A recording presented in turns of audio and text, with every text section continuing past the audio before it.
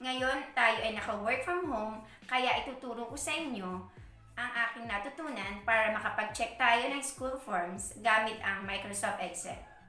Ang kailangan lang nating ihanda ay ang ating Form 137 o ang ating SF10,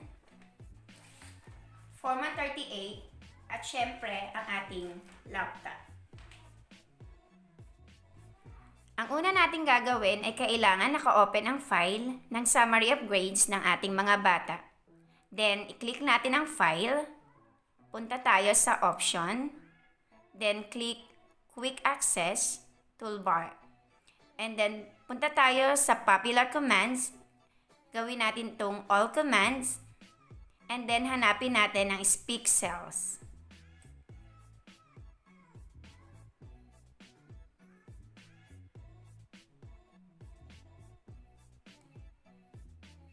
Then, click natin, and then add. Click din natin ang speak cells by columns. Then, add. Speak cells by row. Then, add. And speak cells on enter. Add din natin. Then, click natin ang OK. Dito natin makikita ang mga icons na na-add natin.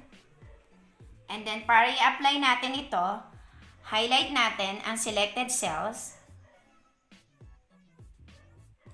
And then, i-click natin ang Speak Cells. Arvin, Elmo Reyes. 82. 82.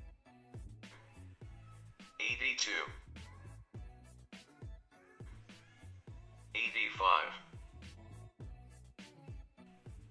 83. Maraming salamat po kay Ma'am Chilky Bosque at kay Ma'am Inkay Peralta for sharing the video. And let us enjoy self-reading of forms dahil naka-enhance home quarantine tayo ngayon.